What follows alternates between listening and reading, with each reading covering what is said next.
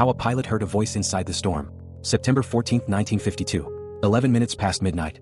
AB-47 Stratojet climbed through cloud cover over the North Atlantic, its engine screaming against wind that shouldn't have been there, pushing through turbulence that meteorology had promised would not exist.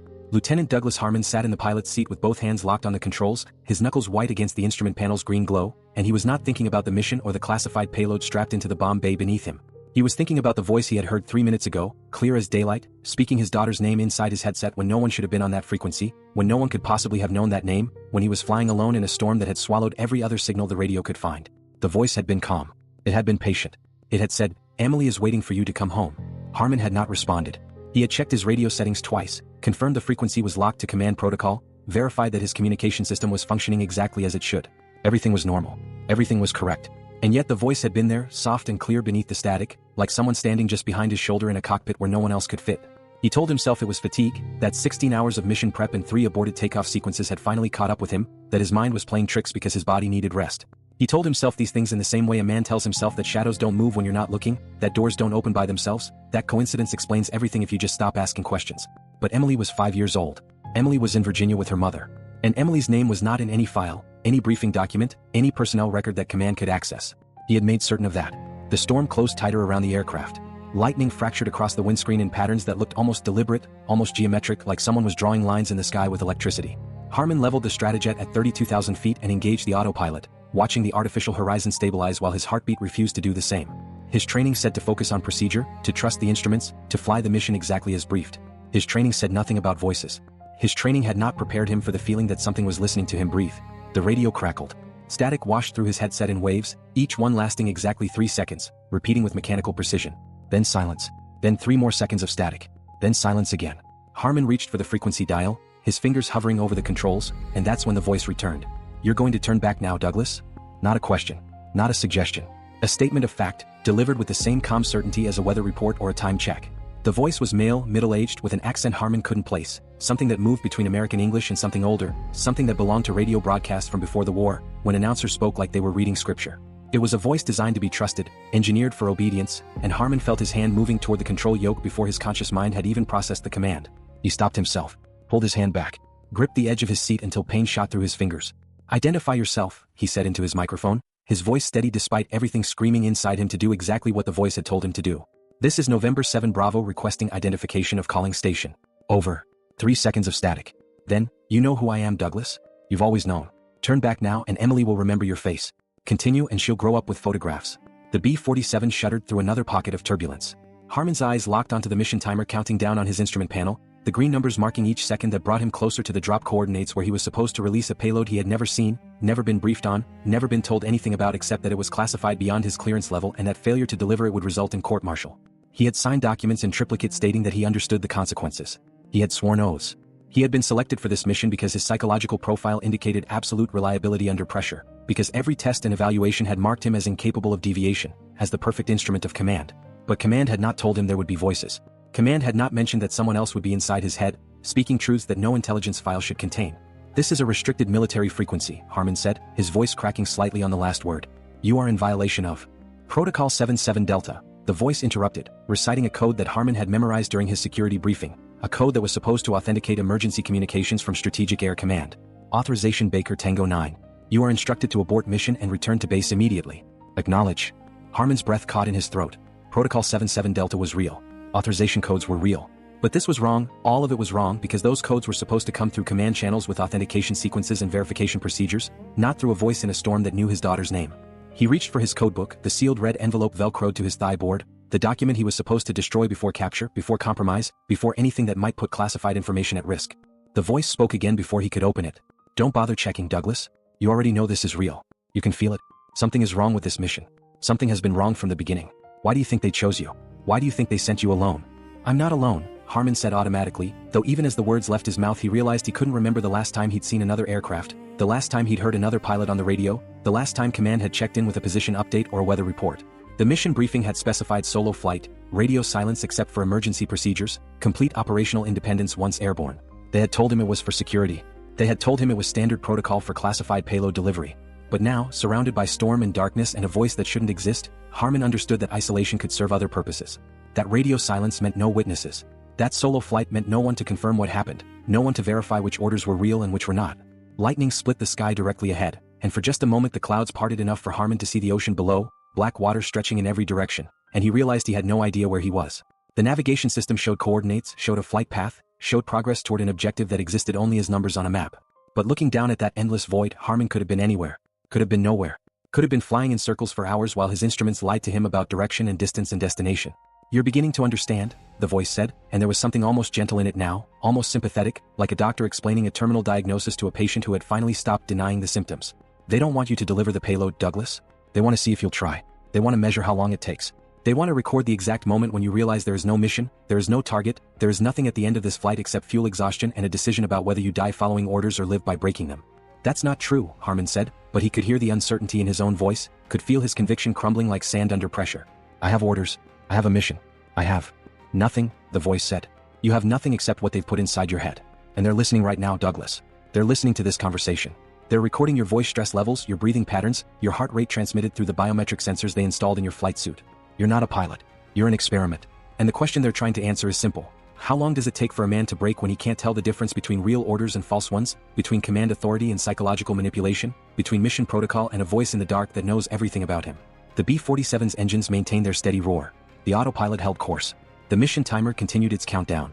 And Lieutenant Douglas Harmon sat in his cockpit 32,000 feet above the Atlantic Ocean, feeling something crack open inside his mind, some certainty that had held his entire sense of purpose together, some faith in the chain of command that had sustained him through every moment of doubt and fear and exhaustion. He thought about Emily. He thought about the last time he'd seen her, standing in the doorway of their house with her mother's hand on her shoulder, waving goodbye to a father who might not come back. He thought about the sealed orders in his mission packet, the ones he wasn't supposed to read until he reached the drop coordinates, the ones that were probably blank pages or nonsense or instructions to continue flying until the fuel ran out. And he thought about the fact that he was still holding course, still following the mission profile, still doing exactly what he'd been trained to do even as every rational part of his mind screamed that something was fundamentally wrong. "Who are you?" he asked finally, his voice barely above a whisper. "What do you want from me?" The static cleared. The voice came through with perfect clarity, as if the speaker was sitting right beside him in the darkness. "I want you to understand what's been done to you. What's being done to thousands of men just like you, right now, in cockpits and control rooms and bunkers all across the world. I want you to understand that obedience is not a virtue when you don't know who you're obeying. That following orders is not honor when the orders themselves are designed to destroy you.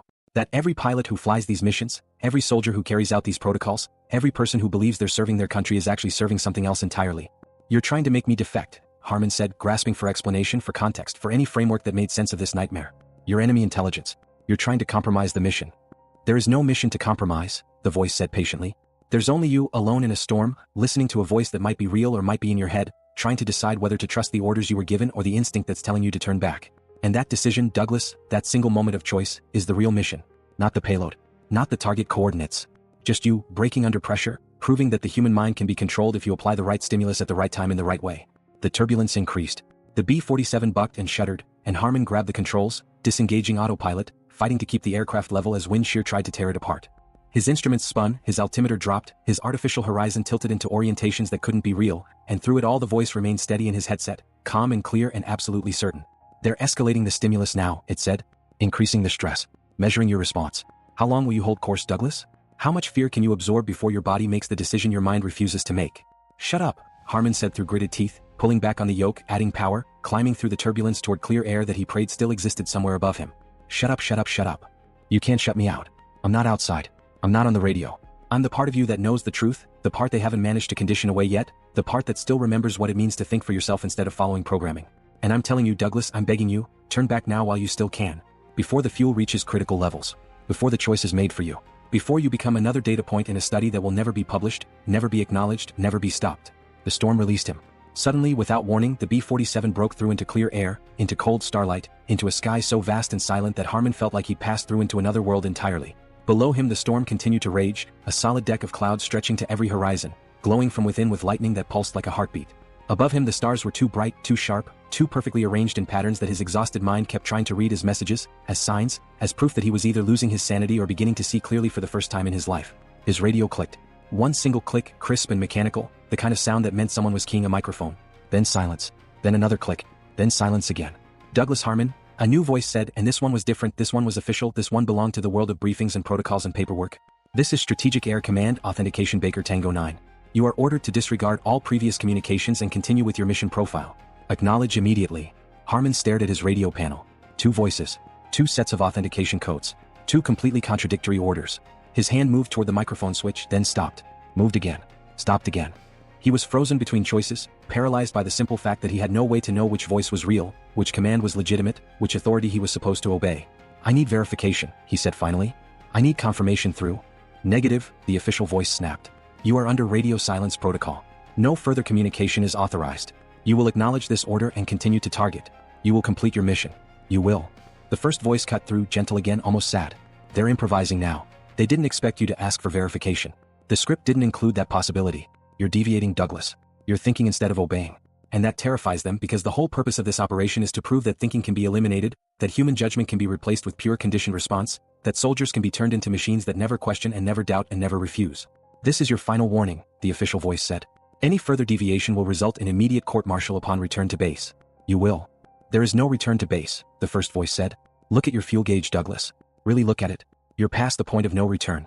You can reach the drop coordinates or you can try to find land, but you can't do both. They've trapped you. They've always been trapping you. And now they're waiting to see which way you'll jump." Harmon's eyes dropped to the fuel indicator. The needle sat just above the red line, right where it should be for this stage of the mission, right where careful planning and precise calculations had determined it would be. But looking at it now, really looking at it, he realized he had no idea if the reading was accurate. Had no way to verify. Had nothing except trust in instruments that could be rigged, systems that could be compromised, displays that could show anything command wanted them to show. He thought about test pilots who had died because of faulty instruments.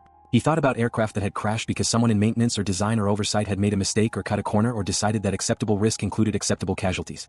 He thought about all the ways a man could be killed by his own equipment, his own nation, his own chain of command, and how none of those deaths would be called murder because they happened in service of something larger, something more important, something that justified any sacrifice as long as it advanced the mission. "What do you want me to do?" he asked, and he wasn't sure which voice he was asking, wasn't sure if it mattered anymore, wasn't sure if there was any difference between the command telling him to continue and the warning telling him to stop. Both wanted something from him. Both needed him to make a choice. Both were using him as an instrument for purposes he couldn't fully understand. "I want you to land," the first voice said. "Find a coast, find an airfield, find anything except the target coordinates. Break the mission. Refuse the order. Prove that you're still human enough to choose survival over obedience. You will complete your mission," the official voice said. "You will follow orders. You will." Harmon reached down and switched off his radio.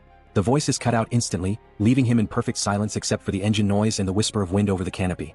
He sat there for 10 seconds, 20, 30, listening to nothing, feeling the weight of absolute isolation settle over him like a physical force. Then he switched the radio back on. Static. Pure static. No voices. No orders. No authentication codes or threats or gentle warnings.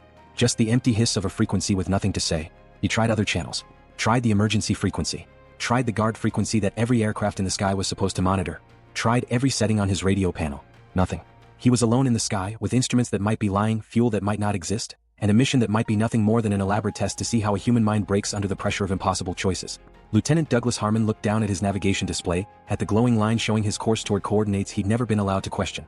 He looked at his fuel gauge, at the countdown timer, at all the instruments and systems that were supposed to guide him safely through darkness toward purpose and meaning and the successful completion of duty. And he understood with perfect clarity that none of it mattered. That the mission was irrelevant. That the payload was irrelevant. That the only thing that had ever mattered was this moment, right now, when a man had to decide whether to trust himself or trust authority, whether to follow orders or follow instinct, whether to accept that his purpose was to serve or to remember that service could be slavery if you never asked who you were serving. He thought about Emily. About his wife. About the life waiting for him back in Virginia if he survived this night. And he thought about how easily that life could be taken away, not by enemy action or mechanical failure, but by simple obedience, by following orders without question, by being the perfect soldier that every test and evaluation said he was supposed to be. His hands moved on the controls. The B-47 banked left, turning away from the mission heading, turning toward the coast that he hoped was still out there somewhere beyond the horizon. He didn't know if he had enough fuel. Didn't know if his navigation was accurate. Didn't know if this decision would save his life or end it. But he knew, with a certainty deeper than training or protocol or fear, that continuing toward the target would mean surrendering the last part of himself that was still human, still capable of choice, still free. The radio crackled. "Douglas," the first voice said, and it sounded relieved, almost proud. "You made the right choice." Harmon didn't respond.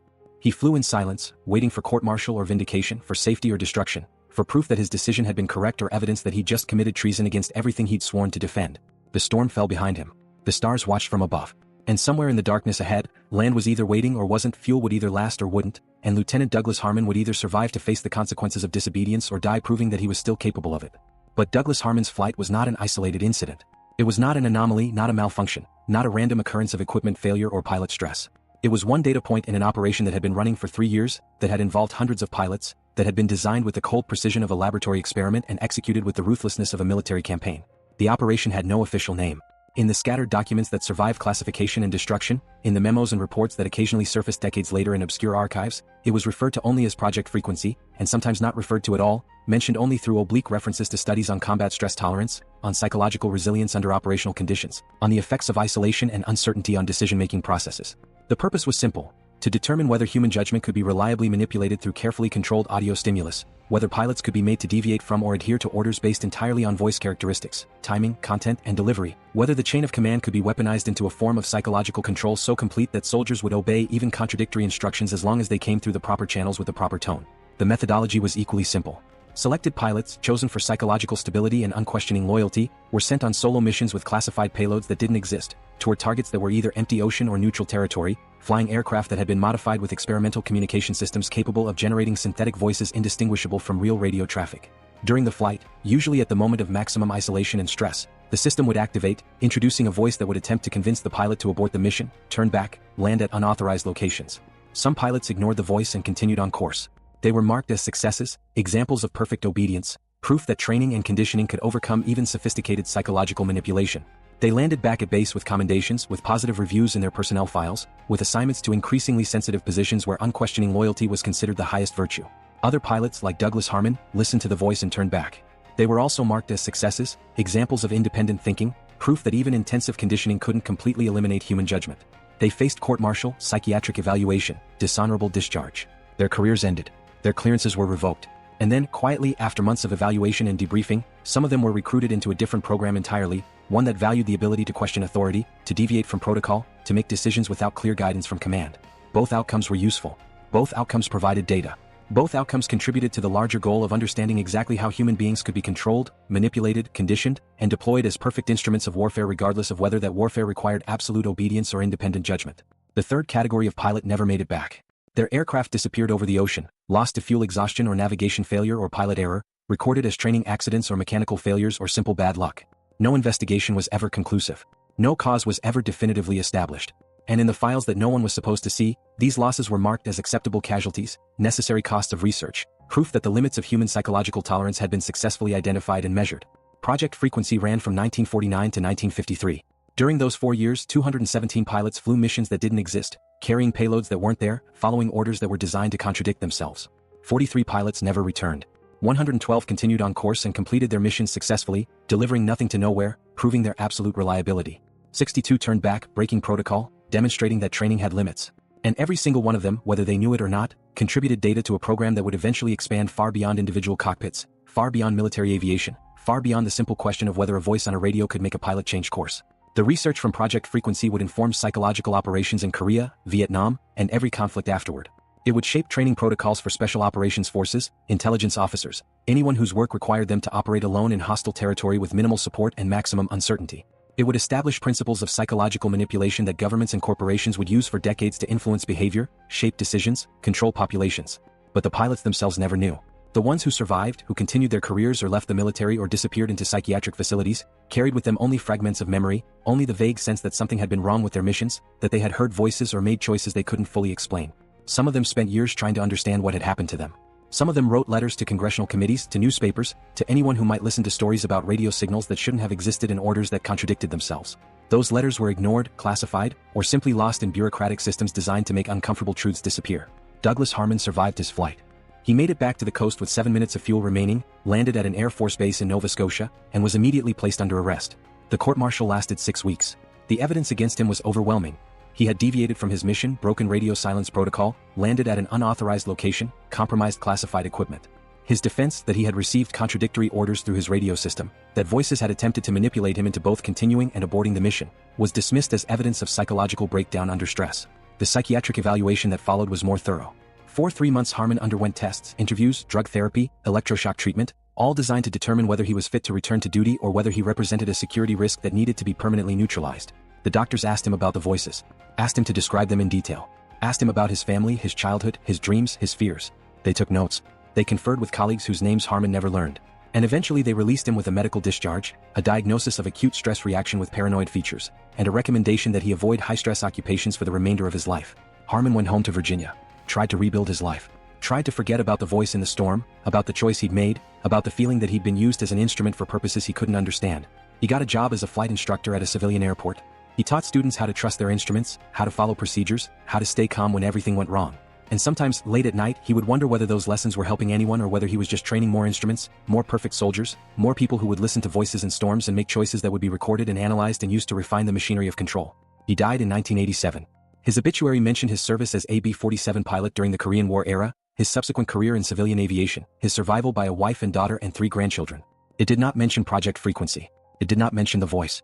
It did not mention that Douglas Harmon had been part of an experiment in psychological manipulation that had contributed to decades of research on how to control human behavior through fear, uncertainty, isolation, and carefully calibrated audio stimulus. But his testimony survived. Hidden in classified archives, buried in documents that wouldn't be partially declassified until 2023, his description of the voice remained on record. Calm, patient, knowledgeable, designed to be trusted, engineered for obedience. The perfect voice for control. The perfect weapon for a war fought inside the human mind. The technology that made Project Frequency possible was not sophisticated by modern standards. The aircraft modifications consisted of secondary radio systems capable of generating pre-recorded or synthesized voices, triggered by timers or remote control from ground stations, calibrated to override normal radio frequencies at specific moments during flight. The voice synthesis was crude, prone to obvious mechanical artifacts, only convincing under conditions of stress and isolation where pilots were already primed for unusual experiences. But the psychological principles underlying the operation were sophisticated.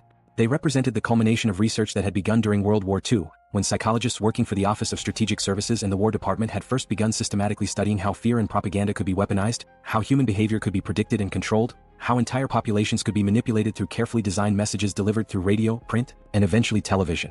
The research had started with enemy populations. How do you break civilian morale? How do you make soldiers surrender without fighting?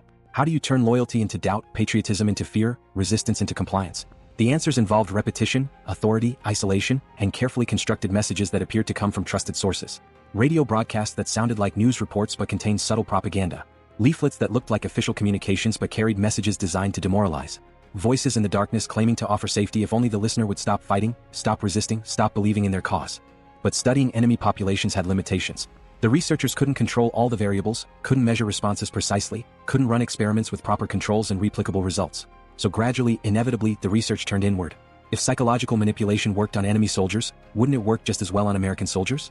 And if it worked on soldiers, wouldn't understanding exactly how it worked make it possible to train better soldiers, more resistant to enemy propaganda, more capable of resisting psychological warfare? That was the justification, at least. That was what appeared in the official documents, the budget requests, the memoranda explaining why research on psychological manipulation needed to continue in peacetime, why experiments needed to expand, why more resources were necessary. But the true purpose, visible only in fragments and implications, was something darker. To determine whether human free will could be eliminated entirely, whether decision-making could be controlled so completely that individuals would become perfect instruments of authority, incapable of deviation, incapable of doubt, incapable of anything except precise execution of whatever orders they received regardless of the source. Project Frequency was just one piece of this larger program. Other pieces had other names. Project Artichoke, studying interrogation techniques and chemical methods of behavior modification. Project Bluebird, investigating hypnosis and forced amnesia. Project MKUltra, the infamous umbrella program that would eventually become synonymous with government experiments on unwitting subjects, with LSD and torture and the systematic destruction of human personality in pursuit of perfect control. But while MKUltra focused on drugs and extreme methods, Project Frequency was more subtle. It studied what could be accomplished with nothing more than a voice, a radio, and a human being in a stressful situation. And what it discovered was that extreme measures weren't necessary. That most people, most of the time, could be controlled simply by introducing uncertainty, by making them doubt their own judgment, by presenting them with contradictory information from sources that appeared equally authoritative. The pilots who flew those missions, who heard those voices, who made those impossible choices, were not victims of drugs or torture or brainwashing in the traditional sense. They were victims of something more insidious. The weaponization of trust itself, the transformation of the chain of command from a tool of organization into an instrument of psychological control. They had been trained to obey authority. They had been conditioned to trust orders. And Project Frequency proved that this conditioning could be exploited, that pilots could be made to act against their own interests, their own judgment, their own survival instincts, simply by manipulating which voice they heard and when they heard it. The success rate was remarkable. Over 80% of pilots exhibited measurable behavioral changes in response to the synthetic voices. Some became more rigid in their adherence to protocol, more resistant to any deviation from orders, more willing to continue missions even when circumstances suggested they should abort. Others became more flexible, more willing to question authority, more likely to make independent judgments. Both outcomes were considered valuable. Both were recorded, analyzed, and incorporated into training programs designed to produce either perfect obedience or perfect independence depending on the role the soldier was being prepared to fill. And the remaining 20%, the pilots who showed no consistent response, who sometimes obeyed and sometimes deviated with no apparent pattern, were marked as unreliable and quietly removed from positions requiring security clearances. Not because they had done anything wrong, not because they had violated any protocol or failed any evaluation, but simply because they represented unpredictability, and unpredictability was the enemy of control. The psychological impact on the pilots themselves was never systematically studied. There were no follow-up evaluations, no long-term health monitoring, no assessment of whether hearing voices in the cockpit might produce lasting trauma or mental health issues. A few pilots reported persistent anxiety, paranoia, trust issues. A few sought psychiatric treatment. A few committed suicide years later, though their deaths were never officially connected to their service or to project frequency. The researchers noted these outcomes, included them in reports, and moved on to the next set of experiments, the next group of subjects, the next iteration of technology and technique.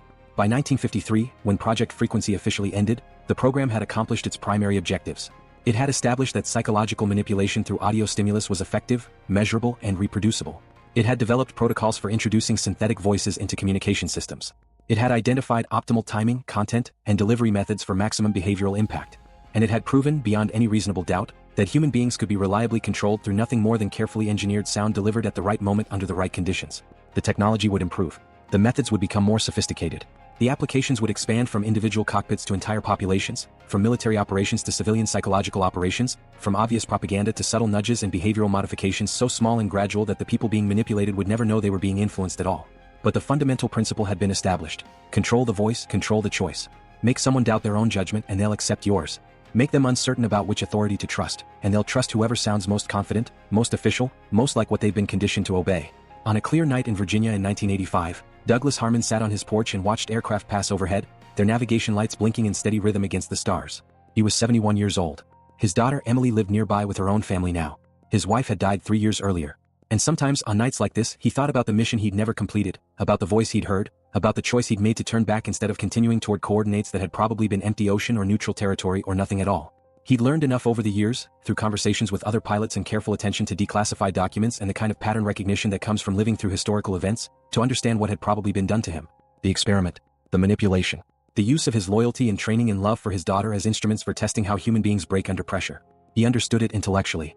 But emotionally, even decades later, he still felt the weight of uncertainty, still wondered whether he'd made the right choice, still questioned whether the voice had been real or synthetic, whether the orders had been legitimate or false, whether his decision to deviate had been an act of independent judgment or just a different kind of obedience to a different kind of manipulation. That uncertainty, that inability to ever know for certain what had really happened, was itself part of the experiment's design. The point was not just to measure how people responded to contradictory orders in the moment, it was to create lasting doubt, to establish that truth could be made uncertain, that memory could be made unreliable, that a person could never fully trust their own experience because they could never be sure what had been real and what had been engineered.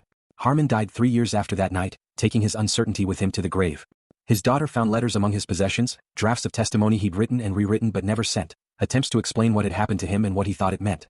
She read them, felt confused by their paranoid tone and vague accusations, and eventually destroyed them because they seemed to represent some decline in her father's mental state during his final years, some unfortunate deterioration that she didn't want preserved as part of his memory. She didn't know that what she destroyed was evidence. She didn't know that her father's paranoia had been earned, that his vague accusations had been aimed at real programs and genuine conspiracies, that what looked like mental decline had actually been a desperate attempt to warn people about what was being done to them. She couldn't know because the machinery of control includes making sure that people who recognize manipulation are perceived as mentally unstable, that evidence of psychological operations is dismissed as conspiracy theory, that anyone who tries to explain how the systems work is automatically discredited by the very act of trying to explain. This is how truth disappears. Not through active suppression, not through burning documents or eliminating witnesses, but through the simpler expedient of making truth sound insane, making people who speak truth appear paranoid, ensuring that the gap between what's actually happening and what most people can accept as plausible is wide enough that the truth itself becomes unbelievable. Douglas Harmon flew one mission for Project Frequency. He made one choice that was recorded and analyzed and incorporated into research that would shape decades of psychological operations. And he spent the rest of his life unable to talk about what had happened to him, unable to be believed even by his own daughter, unable to find peace because he could never know for certain whether he'd been a victim of manipulation or whether his suspicion of manipulation was itself a form of paranoia that had nothing to do with reality. That uncertainty, that inability to ever close the loop and achieve definitive knowledge, is the weapon. It's more effective than any specific manipulation because it prevents resistance, prevents solidarity among victims, prevents the accumulation of testimony and evidence that might eventually force acknowledgement and change. If every person who experiences psychological manipulation is left uncertain whether it really happened, if every attempt to discuss it is met with skepticism or dismissal or concern about mental health, then the programs can continue indefinitely because there's never enough proof to justify intervention, never enough confidence to sustain resistance, never enough certainty to organize opposition. The pilots of Project Frequency, scattered across decades in geography, mostly never found each other, never compared experiences, never realized they'd been part of the same operation. Each one was left with individual uncertainty, individual doubt, individual inability to make sense of what had happened. A few discovered fragments of truth. None discovered the whole truth. And all of them, whether they understood it or not, contributed to research that made similar manipulation easier to deploy on larger populations with less risk of detection or resistance. This is the archive that was never meant to be opened. This is the file that was supposed to stay classified until everyone involved was dead, until the techniques had evolved beyond recognition, until the historical record was so fragmentary that connecting past to present would be impossible. This is the story of how the voice in the storm became the voice in your head, how experiments on isolated pilots became operations targeting entire populations, how psychological warfare against the enemy became psychological management of the citizenry. Project Frequency ended in 1953. But what it began has never stopped, has only grown more sophisticated, more pervasive, more effective at achieving the goal that has driven military and intelligence psychological research since the beginning. The elimination of human unpredictability, the perfection of behavioral control, the transformation of free consciousness into guided instrument. The pilots who flew those missions, who heard those voices, who made those impossible choices, were not heroes or villains. They were instruments being tested, variables being measured, subjects whose responses provided data. And we, living in the world that their suffering helped create, are subjects in experiments we mostly don't recognize, responding to stimulus we don't identify as manipulation, making choices that feel free but follow patterns that have been carefully designed. The difference between Douglas Harman and us is simple. He knew something was wrong. He heard the voice and recognized it as external, as intrusion, as something that didn't belong in his cockpit or his consciousness. He had the advantage of obvious manipulation, of technology that wasn't yet sophisticated enough to disguise itself completely, of a moment of clarity where the machinery of control became visible. We don't have that advantage. The voice is everywhere now, seamlessly integrated into every information system we depend on, optimized to feel natural and authentic and completely aligned with our own thoughts and preferences. We don't hear it as a voice anymore. We hear it as our own judgment, our own desires, our own independent conclusions about what's true and what matters and what we should do. But the machinery is still there. The experiments continue. The research advances. And the goal remains the same as it was in 1949 when the first pilot climbed into a modified aircraft to fly a mission that didn't exist. To determine whether human beings can be controlled completely, whether free will can be eliminated entirely, whether consciousness itself can be weaponized and deployed as an instrument of whoever controls the means of psychological manipulation. Project Frequency proved it was possible on a small scale. Everything that followed proved it was possible on larger scales. And now we live in the proof, in a world where the invisible war is being won by forces we can't see using weapons we don't recognize, where control has become so sophisticated that it feels like freedom, where manipulation has become so pervasive that it seems like nature. The pilots knew they were being tested. We don't even know there's a test. And that difference, that evolution from obvious experiment to invisible operation, represents the perfection of the techniques that were being developed 70 years ago in cockpits over the North Atlantic, the fulfillment of the goals stated in that final report. Behavioral control deployed at scale without subject awareness or consent. This is what was hidden in the archives. This is what declassification revealed in fragments. This is what you need to understand about the world you live in, about the information environment you navigate, about the voices you hear and the choices you make and the certainty you feel when you're absolutely sure you're thinking for yourself. You might be. Or you might be responding exactly as intended to stimulus that was designed specifically to produce your response, to make you think you're thinking independently while guiding you toward conclusions that serve purposes you can't see. Douglas Harman turned back from his mission because he couldn't determine which voice to trust. You don't even realize you're hearing contradictory voices. You don't recognize that you're flying a mission toward coordinates that might be empty. You don't understand that the choice itself is the experiment, that your response is being recorded and analyzed and used to refine techniques that will be more effective on the next subject. But now you know. Now you've heard this archive. Now you carry the same uncertainty that followed Douglas Harman for the rest of his life, the knowledge that what feels real might be engineered, that what sounds authoritative might be manipulation, that the voice you trust most might be the one most carefully designed to exploit your trust. What you do with that uncertainty is your choice. Or maybe it's not. Maybe even this moment, this revelation, this sense that you now understand something important, is part of the design.